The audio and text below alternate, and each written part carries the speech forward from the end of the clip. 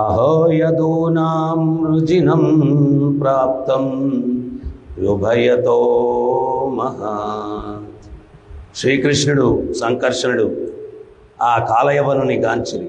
అంతటా శ్రీకృష్ణుడు పరిస్థితిని గురించి ఆలోచించిన వాడై, అహో యాదవులకు ఇప్పుడు రెండు వైపుల నుండి మహాప్రమాదము కలిగినది కదా అని పలికెను. సో ఇక్కడ మనం గుర్తించాల్సింది ఏంటి అంటే, భాష్యంలో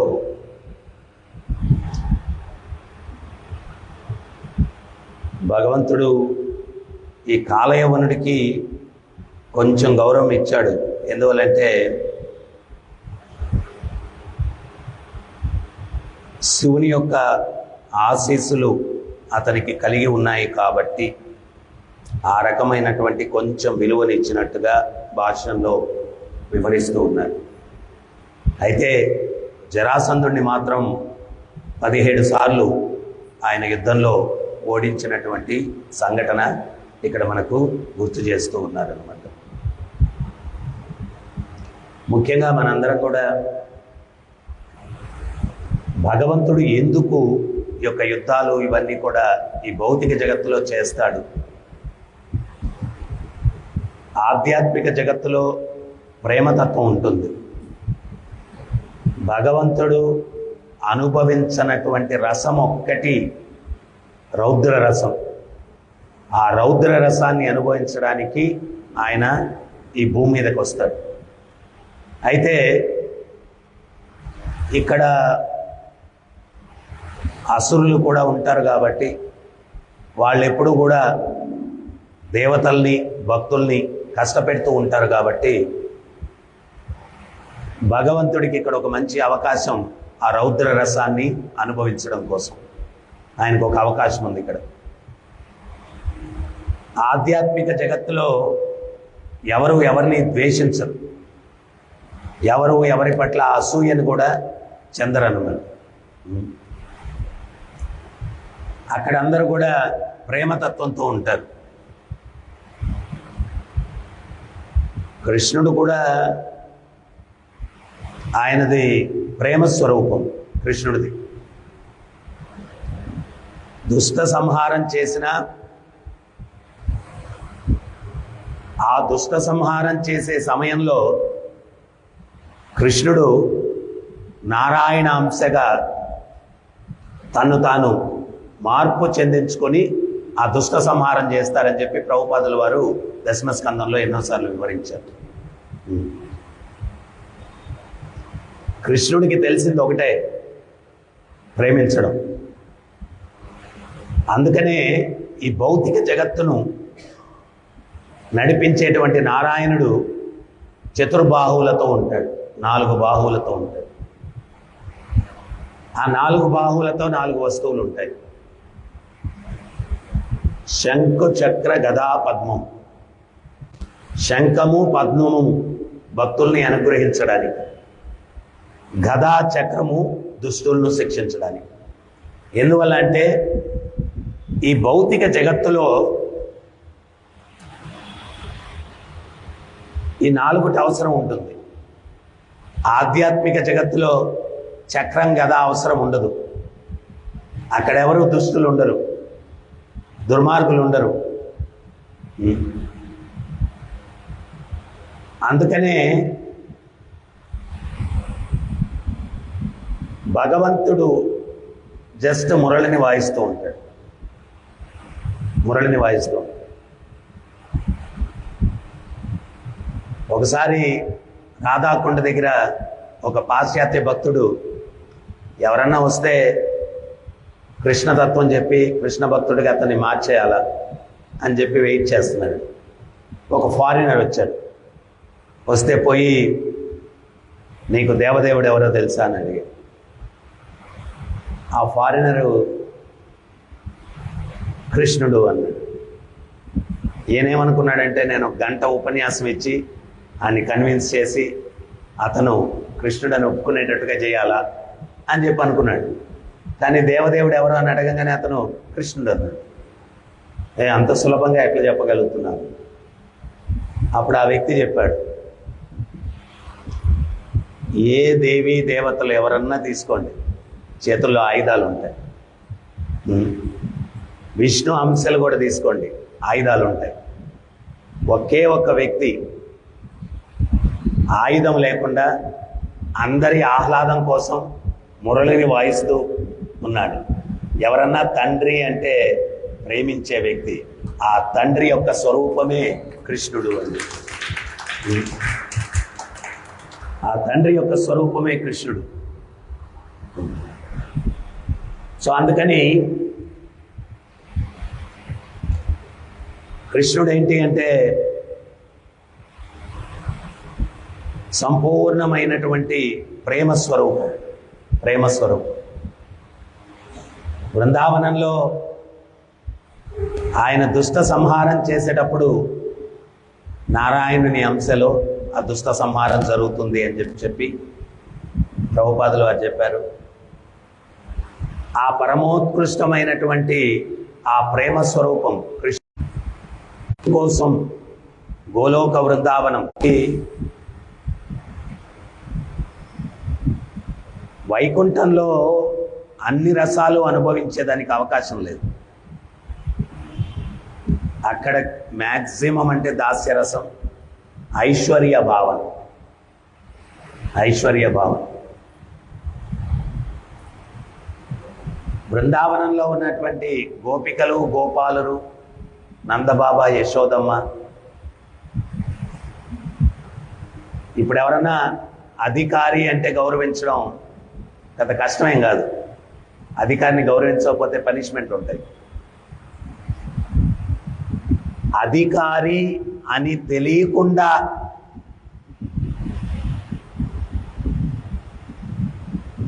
ఎవరన్నా ప్రేమించగలిగితే అది నిజమైనటువంటి ప్రేమ.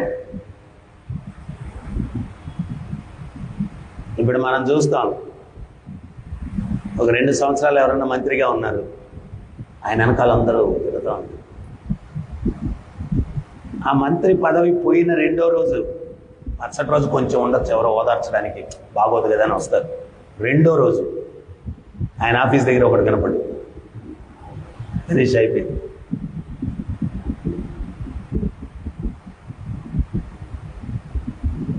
అంటే వాళ్ళెవరూ కూడా ఆ వ్యక్తిని ప్రేమించలేదు, ఆయన పదవిని ప్రేమించారు. ప్రేమించడం కూడా కాదు, ఆ పదవిని ఉపయోగించుకోవాలి. బృందావనంలో మీరు వెళ్ళి గోపాలుడికి కృష్ణుడు దేవదేవుడు అని చెప్పండి. చెప్పవా? అవన్నీ చెప్పద్దు మనం. పోపో. ఉద్ధవుడు వెళ్ళాడు నందబాబా దగ్గరికి, మర్చిపోలేకుండా ఉన్నాను కృష్ణుణ్ణి, ఎక్కడ చూసినా కనిపిస్తున్నాడు, తట్టుకోలేకుండా ఉన్నాను. అప్పుడు ఉద్ధవుడు అంటున్నాడు, కృష్ణుడు మీ కుమారుడని మాత్రం మీరు అనుకుంటున్నారు, కానీ నారాయణుడు.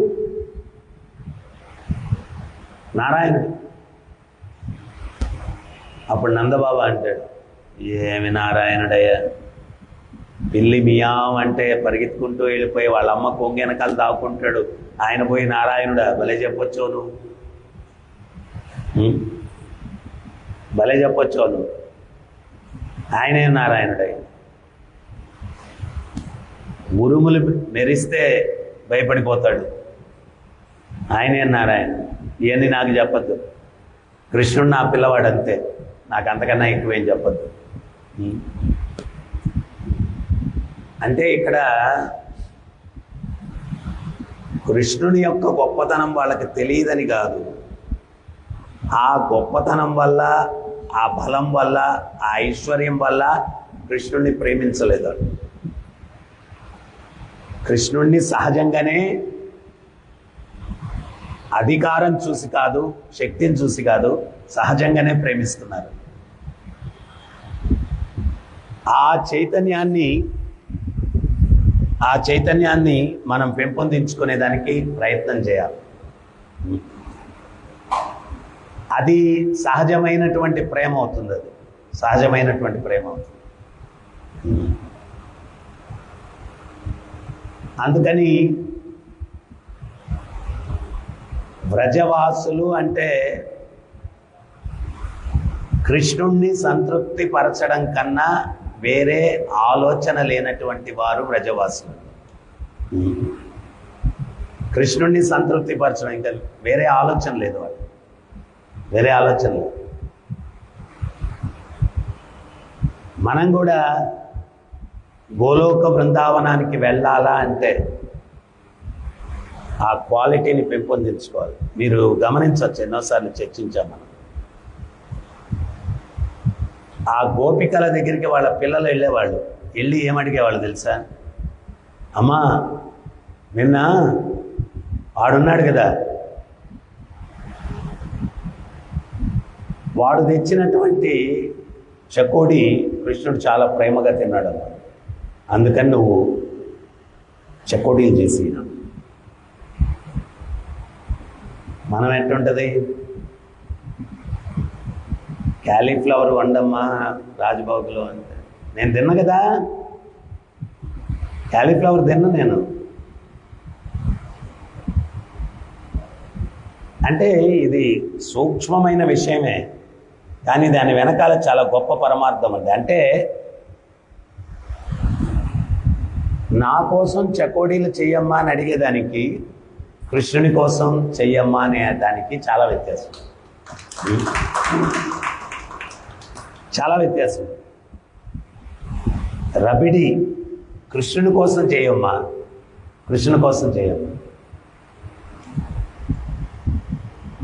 బృందావనంలో గోపికలైనా గోపాలురైనా వాళ్ళ ధ్యానం అంతా కూడా ఎట్లా కృష్ణుడిని సంతృప్తిపరచాలి, కృష్ణుడిని సంతృప్తిపరచాలి, కృష్ణుని ఇంకా దానికి మించి ఇంకా వేరే ఆలోచన కానీ వ్యాపకం కానీ లేదు, అని వ్యాపకం కానీ లేదు. ఇద్దరు కలిశారు అంటే కృష్ణుడు నిన్న ఇట్ట చేశాడంట, మొన్న అట్ట చేశాడంట, నువ్వేమన్నా విన్నావా? నువ్వేమన్నా విన్నావా? ఒక గోపిక తన కుమార్తెకు చెప్తుందంట, పొయ్యి మీద పాలు పెట్టి నిప్పు లేదు, మంట లేదు. ఇంతకుముందు అగ్గిపెట్టెలు లైటర్లు పక్కింట్లో మంటతా ఉంటే ఒక కొరివి తీసుకొని వచ్చి వీళ్ళ పొయ్యిలో పెట్టుకుంటారు, మండించుకుంటారు. నేను నిప్పు తీసుకొస్తాను, నల్ల పిల్ల వస్తుంది, పాలు తాగేస్తుంది, నువ్వు కొంచెం కాపలా ఉండమ్మా అని కుమార్తెకి చెప్పి ఆమె నిప్పు తేవడానికి వెళ్ళింది. ప్రభుపాదులు వారు చెప్తారు, ప్రతి ఒక్క సిచ్యుయేషన్ని కూడా కృష్ణ స్మరణలో ఎట్లా గడిపే వాళ్ళు గోపాలురు గోపికలు. ఈమె నిప్పు తీసుకుని రావడానికి వెళ్ళింది, ఆ పక్కింటి ఆమె నిప్పు అడిగింది, ఈ లోపల ఆమెదో ఒక మాట అనింది, ఏమే నిన్న కృష్ణుడు ఏం చేశాడో తెలుసా? ఇంకా ఈమె వచ్చిన పని మర్చిపోయింది.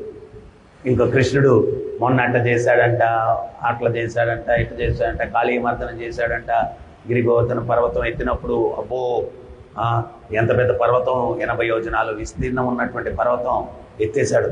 అది కాదమ్మాయి, నీకు తెలుసా కృష్ణుడు ఆ కొండ ఎత్తట నిలబడుకొని ఉంటే మన చుట్టుపక్కల ఉండే గోపాలు అందరూ కూడా ఆ కర్రలతోటి కృష్ణుడికి ఏదో సపోర్టు, అయినా కానీ వీళ్ళు కర్రలు పట్టుకుంటే నిలిచే కొండ అంటవే, అది పిచ్చి కాకపోతే ఈ గోపాలరు ఆ కర్రలతోటి అట్లా సపోర్ట్ ఇస్తూ ఉన్నారువే, ఎంత ఎర్రోళ్ళు వీళ్ళు, ఎంత పిచ్చోళ్ళు వీళ్ళు.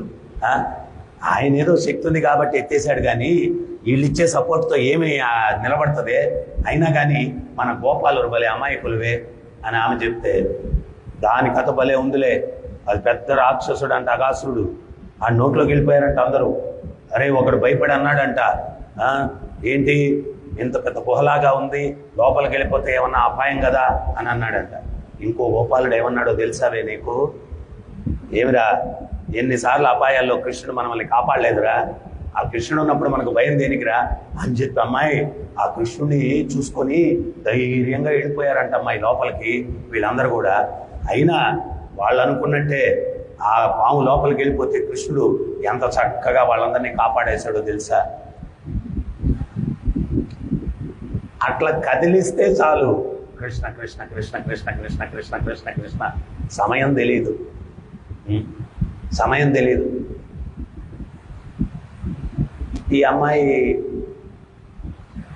ఒక స్టూల్ మీద కూర్చొని అమ్మ వస్తుంది, నిప్పు తెస్తుంది అని చెప్పి అమ్మాయి అట్లా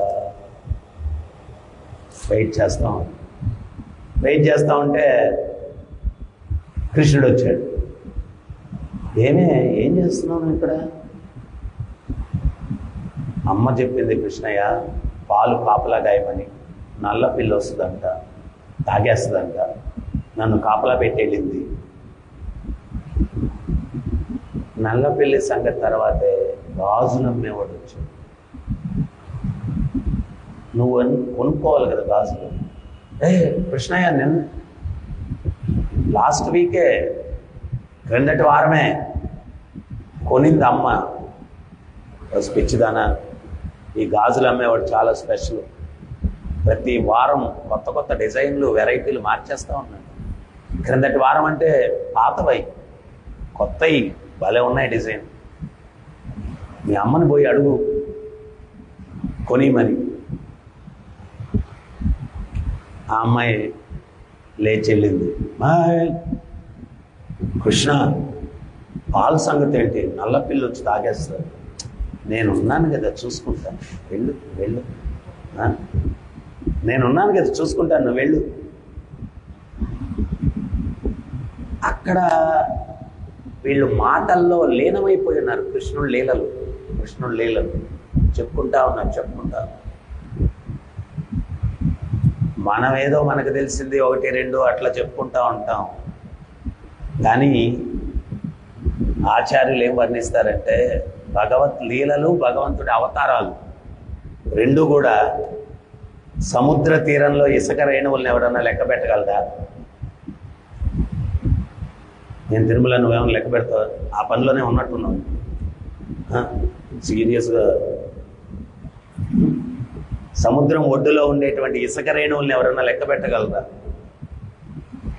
సముద్రంలో అలలు ఏమన్నా లెక్క పెట్టగలరా?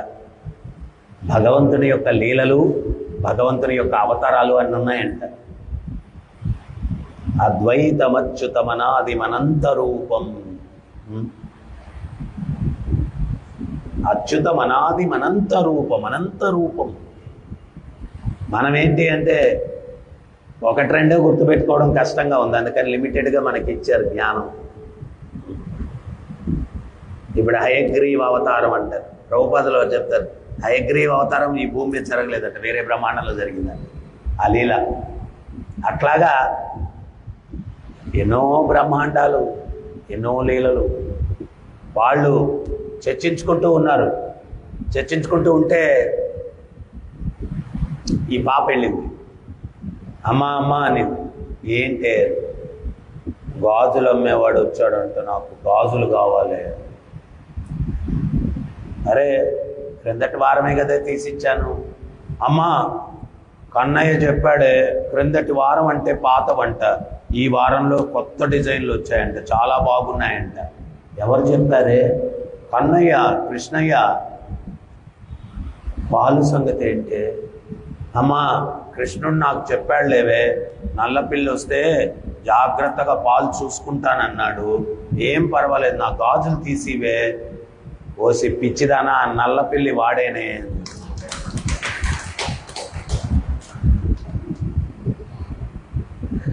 ఆ నల్లపిల్లి వాడే. పరిగెత్తుకుంటా ఇంట్లోకి వెళ్తే పాత్ర భద్రంగా ఉంది, పాలైతే లేవు.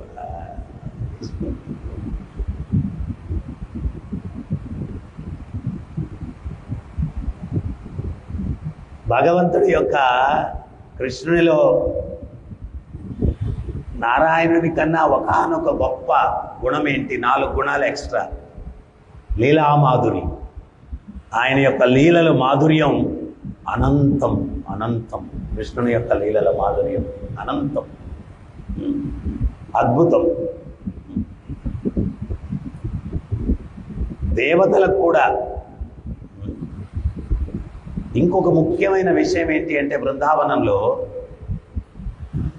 ఎవ్వరు కూడా ఇండిపెండెంట్ ఆఫ్ కృష్ణ ఎంజాయ్ చేయాలా అనేటువంటి ఆలోచన ఉండదంట బృందావనం.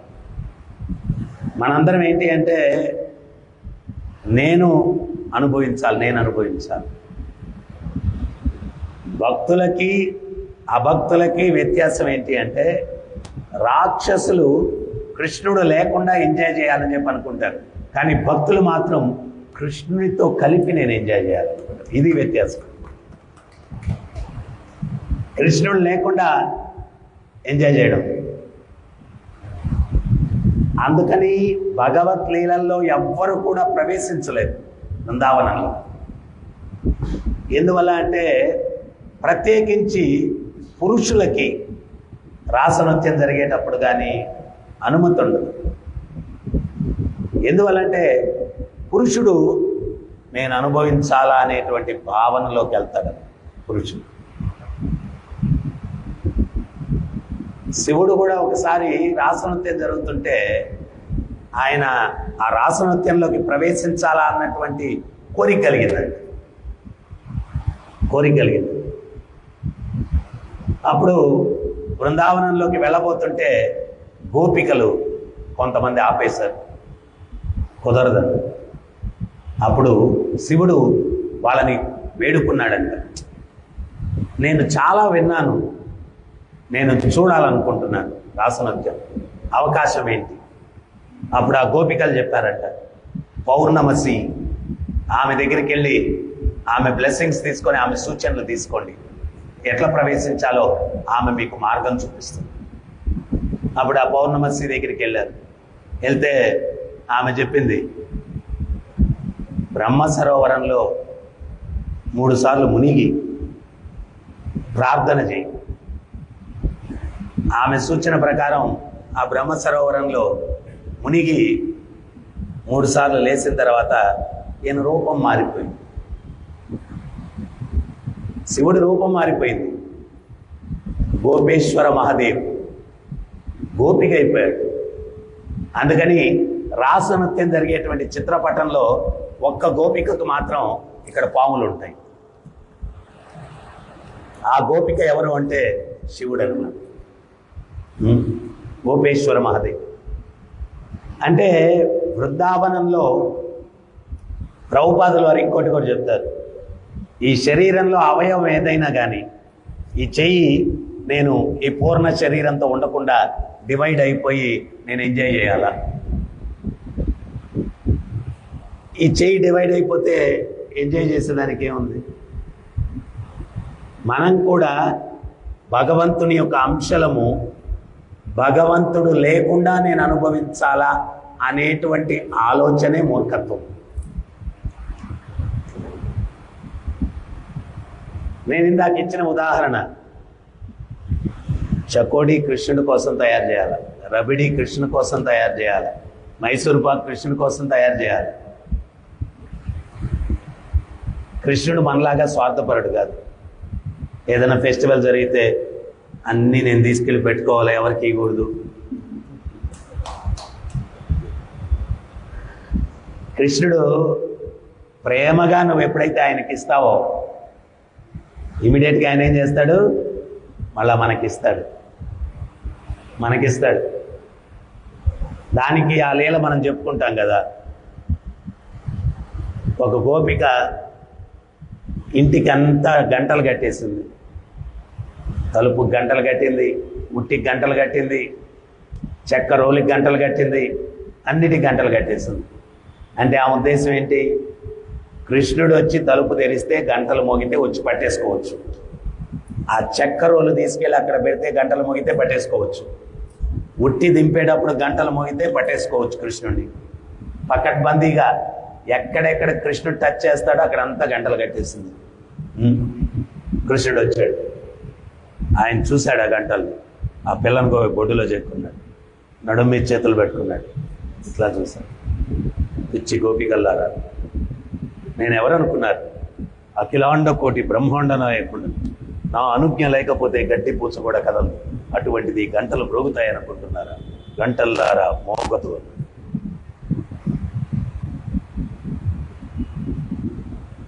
తలుపు తెరిచాడు, గంటలు మోగలేదు. ఆ చక్కెరోలు తీసుకెళ్ళి అక్కడ పెట్టాడు, గంటలు మోగలేదు. ఆ ఉట్టి దించాడు, గంటలు మోగలేదు.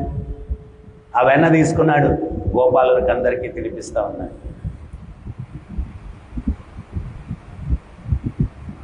ఆయన ఏమన్నా దొంగతనం ఆయన కోసం చేశాడా? ఏ తండ్రి అయినా నేను కొన్ని చిన్నప్పుడు ఫంక్షన్స్లో గమనించేవాడిని. పెళ్ళికి వస్తారు పేరెంట్స్, పిల్లలు స్కూల్కి వెళ్ళి ఉంటారు, ఒక చిన్న డబ్బా తెచ్చుకుంటారు. మా పిల్లలు పెళ్ళికి రాలేదులే, స్వీట్లు కొంచెం దీంట్లో, వాళ్ళు తిన్నారు, పిల్లలకి తీసుకెళ్ళాలా.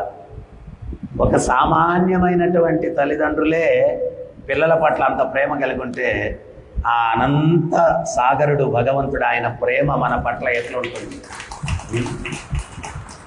దురదృష్టం ఏంటి అంటే ఆయనకు మన మీద ప్రేమ ఉందని మనం గుర్తించలేక ఇక్కడ పడి అల్లాడుతున్నాం. కానీ ఏ క్షణమైతే ఈ సృష్టిలో ఆయన కన్నా నన్ను గొప్పగా ప్రేమించే వ్యక్తి ఉండడు అని ఆయన పక్కకు మన దృష్టి ఎప్పుడైతే మరలుతుందో, ఇంకా అనంత సాగరుడైనటువంటి ఆనంద సాగరుడైనటువంటి భగవంతుడి యొక్క ప్రేమ వర్షం మన మీద కురిచేదానికి అవధులు ఉండవు అన్నమాట.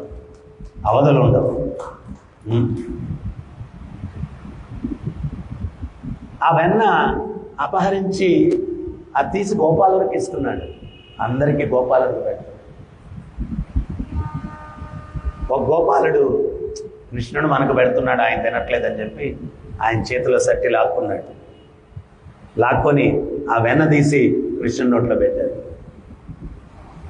ఎప్పుడైతే కృష్ణుడి నోట్లో పెట్టాడో అన్ని గంటలు గలగలగలగలగలని మోగే. గంటలారా మోగద్దంటే మోగుతున్నారు ఏంటి అన్నాడు భగవంతుడు. స్వామి క్షమించాలా, మీకు నైవేద్యం జరుగుతుంటే ఎంత మోగకుండా ఉంటాం, మీకు నైవేద్యం జరుగుతుంటే ఎంత మోగకుండా ఉంటాం.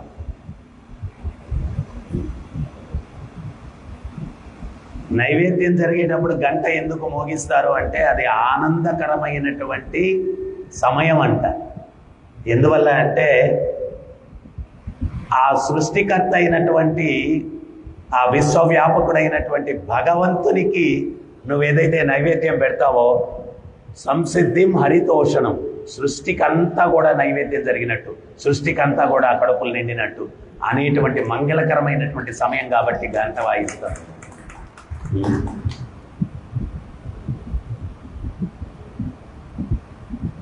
ద్రౌపది అక్షయ పాత్ర నుంచి ఒక్క మెతుకు కృష్ణుడు లోపలేసుకుంటే నోట్లో దూర్వాసుడు 10,000 మంది శిష్యులు కడుపులు నిండిపోయాయి. వాళ్ళు అమ్మో అయ్యో భుక్తాయాసంలో ఉన్నారు.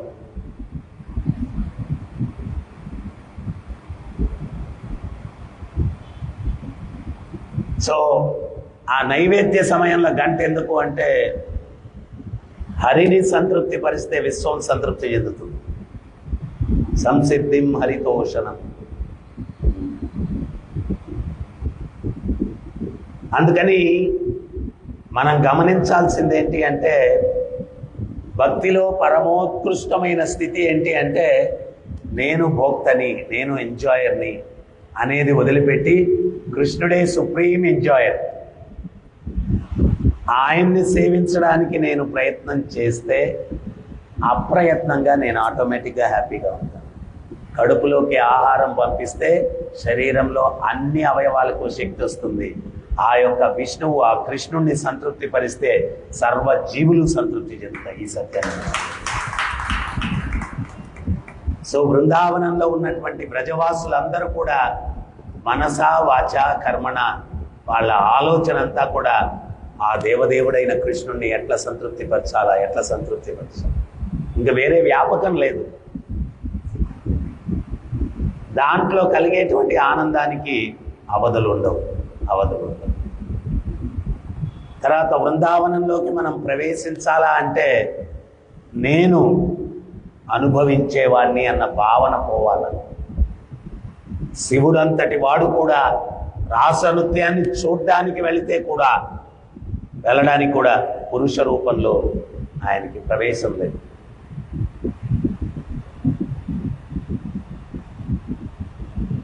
పొరపాటున అక్కడికి వెళ్ళిపోయి ఆ గోపికలను చూసి ఏమైనా మనసులో వికార భావన కలిగిందనుకో చాలా పెద్ద అపరాధం. అందుకని ఆయన ఆ బ్రహ్మకుండంలో 3 సార్లు మునిగితే స్త్రీ అయిపోయాడు.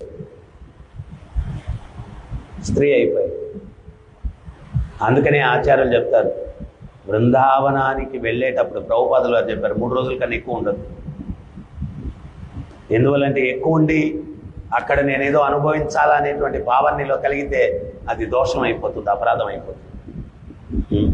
ఆ వెళ్ళేదానికి ముందు కూడా గురువు యొక్క ఆశీస్సులు తీసుకో, తర్వాత ఒక ఆధ్యాత్మిక చైతన్యంతో వెళ్ళి అక్కడికి, ఆధ్యాత్మిక చైతన్యంతో వెళ్ళి. ఎందువల్లంటే వేరే ధామాలు వేరు, బృందావనం వేరు. భగవంతుడు స్వయంగా చెప్తున్నాడు, తద్ధామం బృందావనం, నా యొక్క ధామం బృందావనం.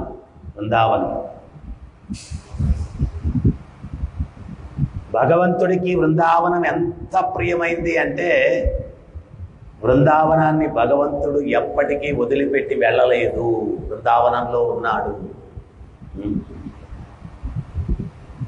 బృందావనంలో ఉన్నాడు. ఈ ధామాలు కూడా ఎందుకు అంత విశిష్టమైన ప్రదేశాలు? ధామాలలో కూడా భగవంతుడు ఎప్పుడు వదిలిపెట్టాలట. అయితే మనకున్నటువంటి ప్రాపంచిక దృష్టి కనపడదంతే.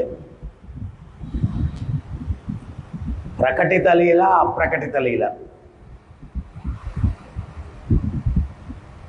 7 కొండలవాడు ఆ ప్లేస్ ఎందుకు అంత పవర్ఫుల్? ఇంకా వెంకన్న బాబు అక్కడే ఉన్నాడు.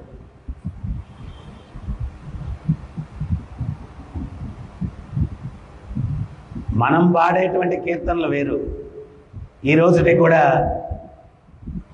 అన్నమయ్య అక్కడ కూర్చొని స్వామికి పవళింపు సేవప్పుడు విన్నపాలు వినవలే ఇంత వింతలు ఆయన పాడుతూ ఉన్నాడు, ఈయన ఎంజాయ్ చేస్తూ పడుకుంటాడు.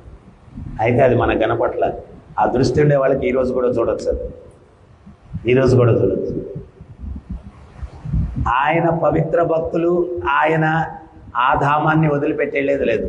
ప్రాపంచిక దృష్టిలో అన్నమయ్య వెళ్ళిపోయి చాలా రోజులైంది, పురంధరదాసు వెళ్ళిపోయి చాలా రోజులైంది, కానీ వాళ్ళందరూ ఇప్పటికి కూడా ఆ భగవంతునితో నిత్యలీలలు చేస్తూనే ఉన్నారు.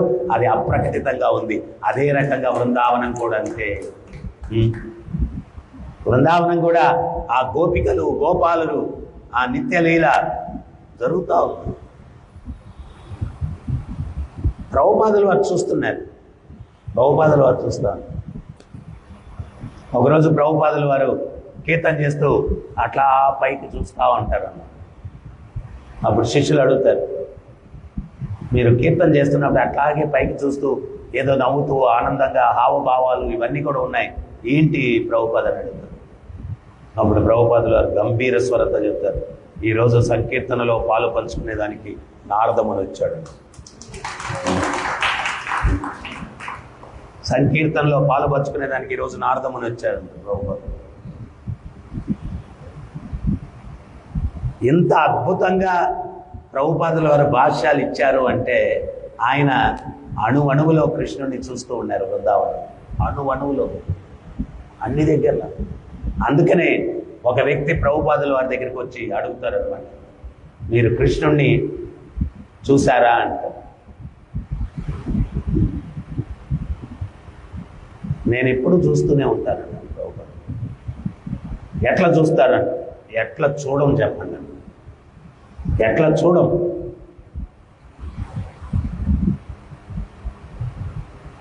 భగవద్గీతలో భగవంతుడు చెప్పాడు, సూర్యచంద్రులు నా నేత్రాలు అన్నాడు. సూర్యుడు ఉదయించగానే నేను కృష్ణుని చూస్తా ఉన్నాను, చంద్రుడు ఉదయించగానే నేను కృష్ణుని చూస్తూ ఉన్నాను. నీటిలో రుచిని నేను అన్నాడు, ఆ నీళ్లు తాగేటప్పుడు నేను కృష్ణుని చూస్తూ ఉన్నాను. పెట్రోలు లిక్విడే, డీజిల్ లిక్విడే, పాయిజన్ కూడా లిక్విడే, నీళ్ళు కూడా లిక్విడే. కానీ ఇది దాహం వేసినప్పుడు ఇది తాగితే ఆ రుచిని మనం ఎక్స్ప్లెయిన్ చేయగలమా? చేయలేము. కానీ ఆ ఊరట, అదే దాహం వేసినప్పుడు పెట్రోల్ పోసుకోండి నోట్లో,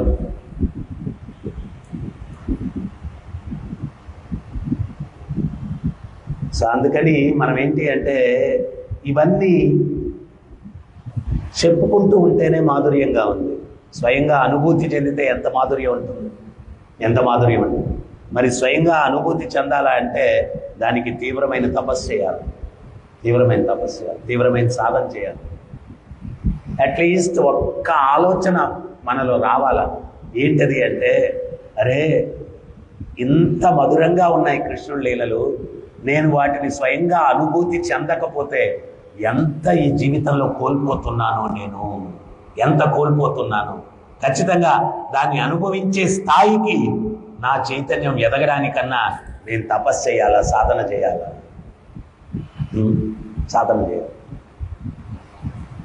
ఈ పాయింట్ చాలా పవర్ఫుల్ పాయింట్.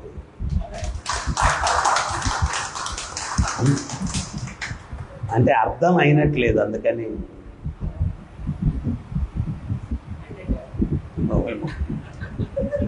భావనలోకి వెళ్ళిపోయారు. సో అందువల్ల ఆ పాయింట్ నిజంగా మనందరం అనుకోవాలి. ఏంటంటే వాళ్ళు ఎంత అదృష్టవంతులు, ఆ గోపికలు గోపాలురు, స్వయంగా కృష్ణుడితో సాంగత్యం ఎంత మధురంగా ఉన్నాయి ఆ లీలలు. మరి వింటుంటేనే ఎంతో ఆనందంగా ఉంది, స్వయంగా అనుభూతి చెందితే ఇంకెంత మాధుర్యంగా ఉంటుందో. మరి ఆ అనుభూతి చెందకపోతే ఈ జన్మ నిరర్ధకం. మరి ఎప్పటికీ అనుభూతి చెందాలంటే ఎటువంటి స్థాయి చైతన్యాన్ని పొందాలా? జీవితంలో ఎంతో కోల్పోతున్నాను కదా, ఆ కృష్ణునితోటి ఆ సంబంధం, ఆ యొక్క ప్రేమ, ఇవన్నీ ఎంతో కోల్పోతున్నాను. ఎంత త్వరితంగా వీలైతే అంత త్వరితంగా ఆ కృష్ణునితోటి నేను ఆ సంబంధాన్ని ఏర్పరచుకోవాలి, స్వయంగా నేను అనుభూతి చెందాలా వీటన్నిటినీ కూడా. ఒకసారి నేను ఈ కొండ మీద ఆయన రమణ దీక్షితులు ఉంటారు, ప్రధాన అర్చకులు. ఒక 30 years బ్యాక్ ఒక ఫేమస్ ఆస్ట్రాలజర్, మన డివోటీ ఒక ఆయన ఉండేవారు, జైన్ అని చెప్పి, బెంగళూరు, చాలా ఫేమస్ ఆస్ట్రాలజర్. ఆయన తిరుమలకి దర్శనానికి వచ్చి నేను ఆయన కలిసి ఆయన రమణ దీక్షితుల గారి దగ్గరికి వెళ్ళాం. ఆయన బాగా చిన్న వయసులో వాళ్ళ తాతగారు పూజకి వెళ్ళి ఆలస్యమైందంట రావడానికి. రమణ దీక్షితులు వాళ్ళ నాన్నగారు చెప్పారంట, అరే తాతగారు పూజకి వెళ్ళారు, ఇంకా రాలేదు, పోయి చూసిరారా అన్నారు. ఆయన తాత బాగా పండు ముసలాయన. ఈయన ఎత్తుక్కుంటూ వెళ్తే ఆ వరాహస్వామి టెంపుల్ దగ్గర, పుష్కరిణి దగ్గర వాళ్ళ తాతగారు నిలబడుకొని ఇట్లా ఏదో ఎవరు లేరంట ఆయన ముందు, ఆయన ఇట్లా అంతా యాక్షన్స్ చేస్తూ ఉన్నాడంట. ఈయన దూరం నుంచి గమనించారంట, తాతగారు ముందు ఎవరు లేరు, ఏంటి ఆయన ఏంది ఇట్ట అన్నాడు. ఆయన కొంచెం సేపు గమనించి, అంటే వృద్ధాప్యంలో చపల చిత్తం ఉంటుంది కదా, అట్లాగేమన్నా అయిందా ఏంటి అని చెప్పి వెళ్ళిపోయి వెనకాల నుంచి చెయ్యేసి తాతయ్య తాతయ్య అన్నాడు. ఆయన తేరుకొని, ఎవరితో మాట్లాడుతున్నావు నువ్వు, ఎవరితో ఇంటరాక్ట్ అవుతున్నావు ఏంటి అంటే, అప్పుడు ఆయన వాళ్ళ తాత చెప్పాడు, వెంకటేశ్వర స్వామిరా అదో పోతా ఉన్నా అన్నాడు. ఆయన చెప్తున్నాడు, ఈ రోజుకి కూడా స్వామి ఎక్కడికి వెళ్ళలేదండి, మొత్తం కొండంతా తిరుగుతూ ఉంటారు స్వామి, కొండంతా తిరుగుతూ ఉంటారు. ఈ పుణ్యక్షేత్రాలు ఎందుకు? ఇప్పుడు మనం చేసే కల్తీ భక్తి వల్ల భగవంతుడు ఉండడు. ఆ మహాత్ములు ఎంతో పవిత్రంగా వాళ్ళు చేసిన సేవలకి, ఆ ప్రదేశానికి భగవంతుడికి ఉన్నటువంటి బాంధవ్యం, ఆ పుణ్యక్షేత్రాల నుంచి భగవంతుడు ఎప్పుడు కూడా వెళ్ళడు, ఎప్పుడు అక్కడే ఉంటాడు. అందుకనే నమ్మిన వాడికి ఆ యొక్క దృష్టి భగవంతుడు ఇస్తాడు. ఈ రోజుకి కూడా ఆ పవిత్రత, ఆ శక్తి చూడగలుగుతాడు. ప్రభుపాదులు వారు చెప్పారు, ప్రపంచంలో ఏదేదో 7 వండర్స్ అని చెప్తారు, 7 వండర్స్ ఆయన చెప్తాడు. ఇవన్నీ వండర్స్ ఏం కాదు, అసలైన వండర్ అవుతుంది భారతదేశంలో. ఏంటని అడుగుతారు. ఒక్క క్షణం దర్శనం కోసం 20 గంటలు 30 గంటలు క్యూలో నిలబడుకుంటారు మా స్వామిని దర్శించడానికి. అది నిజమైన వండర్ అని చెప్తారు ప్రభుపాదులు. అది నిజమైన వండర్. ఇవన్నీ 7 వండర్స్ ఇవి కాదు. ఎవడైనా అటు చూసే లోపల తోసేస్తారు. దీనికోసం 20 గంటలు 30 గంటలు ఒక్కోసారి 40 గంటలు కూడా వేచి ఉంటారు. ఇది నిజమైన వండర్ అని చెప్పి ప్రభుపాదులు చెప్తారు. సో అందువల్ల మనం ఎంతో అదృష్టవంతులు. శిల ప్రభుపాదుల వారు అటువంటి శుద్ధ భక్తుడు. ఆయన పరంపరలోకి మనం రావడం, ఈ అవకాశాలు అయితే దాన్ని మనం ఉపయోగించుకోవాలి. తీవ్రమైనటువంటి సాధన ఇవన్నీ చేసుకుంటూ మాయ ఎంత శక్తివంతమైందంటే మాయా అపరుద్ధ జ్ఞాన మనం మర్చిపోతాం, అసలు ఎందుకు వచ్చామనేది మర్చిపోతాం. ప్రభుపాదుల వారు ఒక పద్ధతి గొప్పగా ఇచ్చారు. అదేంటి అంటే రోజు భాగవతాన్ని శ్రవణం చేయండి. ఆ భాగవతాన్ని శ్రవణం చేసేటప్పుడు భక్తునిగా మన కర్తవ్యం ఏంటి అనేది గుర్తు చేస్తుంది. భాగవతం గుర్తు చేస్తుంది. ఎందువల్ల అంటే ఈ భౌతిక జగత్తులో ప్రవాహానికి ఎదురీత, అంత ప్రవాహం ఎట్టుంది భౌతిక విషయాల పట్ల ఉంది. భక్తి అంటే ఎదురీత. కానీ ఆ ఎదురీయడానికి శక్తి మనకు ఎక్కడి నుంచి వస్తుంది అంటే నిత్యం భాగవత సేవయ. ఈ యొక్క భాగవతం నుంచి మనకి శక్తి వస్తుందన్నమాట. సో అందుకని రోజు మన యొక్క గమ్యం ఏంటి అనేది గుర్తు తెచ్చుకుంటూ, ఆ గమ్యాన్ని చేరుకునేదానికి ఏం చేయాలా అనేది గుర్తు తెచ్చుకుంటూ, అది చేయడానికి ప్రయత్నం చేస్తూ ప్రభుపాదులు అని చెప్తారు. చిన్నపిల్లవాడు ఉంటాడు, వాడికి అప్పుడే దోగాడి నిలబడడానికి ప్రయత్నం చేస్తున్నాడు. అట్లా లేస్తాడు పడిపోతాడు, కొంచెం దూరంలో తండ్రి కూర్చొని ఉన్నాడు, చూస్తాడు. అరే వీడు లేయడానికి ప్రయత్నం చేస్తున్నాడు, పడిపోతున్నాడు. వాడు 2-3 అటెంప్ట్లు చేసిన తర్వాత తండ్రి వచ్చి రే నా చేయబట్టుకోవాలి. అట్లీస్ట్ మనం చేయాల్సింది ఏంటి అంటే నిలబడడానికి ప్రయత్నం చేసినట్టు తండ్రికి తెలియాలా, నిన్ను నేను పొందడానికి ప్రయత్నం చేస్తున్నానన్న విషయం ఆయనకి తెలియాలా. అప్పుడు మనం చేయబట్టుకుంటాడు. ఆ ప్రయత్నం చేస్తున్నట్టు ఆయనకి తెలియాలి. నేను పొందాలనుకుంటున్నాను స్వామి, పొందాలనుకుంటున్నానయ్యా, శక్తి లేదయ్యా, నువ్వే శక్తి ఇవ్వాలయ్యా, నన్ను అనుగ్రహించయ్యా, నువ్వు నాకు కావాలి స్వామి, నిన్ను పొందాలనుకుంటున్నాను. ఆ ప్రయత్నం చేసినట్టు ఆయనకి తెలియాలి. చేయబట్టుకున్నాడు. ఏ రోజైతే ఆయన చేయబట్టుకున్నాడో అక్కడి నుంచి మన ప్రయాణం ఫాస్ట్గా. హరే ఎవరికన్నా ఏమైనా సందేహాలు, డౌట్స్?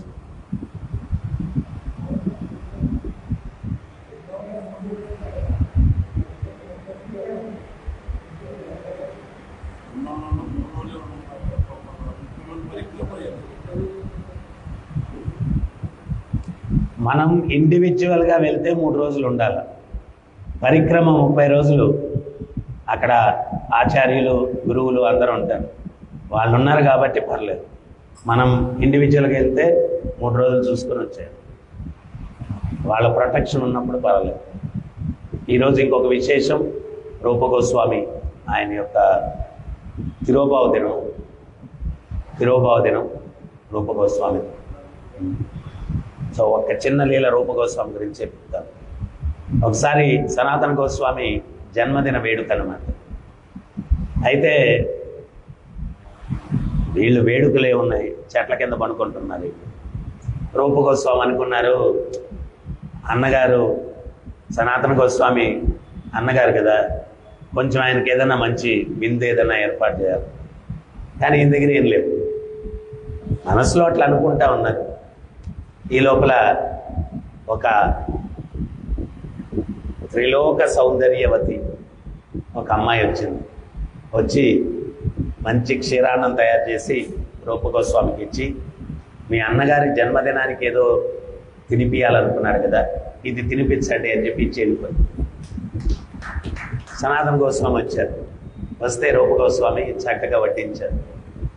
ఆయన నోట్లో పెట్టుకున్న తక్షణమే ఆయనకు అర్థమైంది ఏంటి అంటే ఈ వంటకం ఈ ప్రపంచానికి సంబంధించింది కాదు. శ్రీమతి రాధారాణి ఆమె అన్నిట్లో దక్షురాలంట. అంటే షీఈ్ ఎక్స్పర్ట్, అన్ని స్కిల్స్. ఒకవేళ బట్టలు కుట్టింది బెస్ట్, వంట చేసింది బెస్ట్. అందుకని యశోదమ్మ శ్రీమతి రాధారాణిని విజ్ఞప్తి చేసుకునేదంట, రోజు నా కన్నయ్య కోసం నువ్వు వచ్చి వంట చేసేళ్ళు అని. అందుకని పావన సరోవరం, నందగ్రామంలో పావన సరోవరం అని ఉంటుంది. అంటే ఆ పావన సరోవరంలో యశోదమ్మ రోజు కృష్ణునికి స్నానం చేయించేది. ఆ పావన సరోవరం దగ్గరే ఒక వంటశాల ఉంటుంది. ఆ వంటశాలలో శ్రీమతి రాధారాణి ప్రతిరోజు వచ్చి కృష్ణుని కోసం వంటలు చేసేదాన్ని. వంటలు చేసేది. సో సనాతన గోస్వామి అడిగారంట, ఈ వంటకం ఎవరు చేశారు? నా మనసులో ఆలోచన కలిగింది, మీకు ఏదైనా మంచి తినిపియాలా మీ జన్మదినం అని చెప్పి. ఆ ఆలోచన కలిగిన తక్షణమే ఒక గోపిక వచ్చి ఇచ్చేళ్ళింది. ఆమె ఎట్లా ఉంది నాయన చెప్పు అన్నాడు.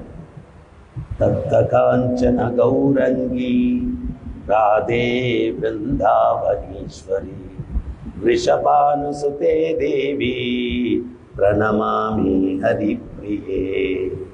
తప్త కాంచన గౌరంగి, బంగారు ఛాయ మెలమెలమెల మెలిసిపోతుంది. అపరాధంగా తీసుకోకూడదు. ఆచార్యులు ఏం వర్ణిస్తారు అంటే, లక్ష్మీ సహస్రశత సంభ్రమ సేవ్యమానం.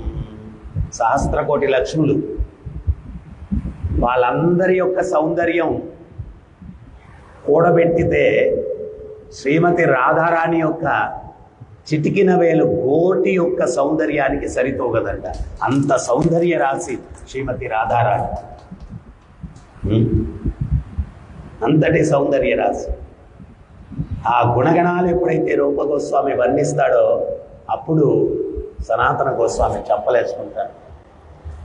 అరే నాయన, ఎంత తప్పు చేసావురా నాయన, నా పుట్టినరోజు అయితే ఎందుకు నాకు మంచిదేదో తినిపియాలని కోరుకున్నావురా నాయన. ఆ వచ్చిన తల్లి ఎవరో తెలుసా? సాక్షాత్తు శ్రీమతి రాధారాణి వచ్చింది. ఆమెను మనం సేవించుకోవాలి, కానీ ఆమె దగ్గర సేవ తీసుకోవడం ఏంటయ్యా, ఎందుకు నీకు ఈ బుద్ధి కలిగిందని తమ్ముడిని దండించాడంట సనాతన కోసం.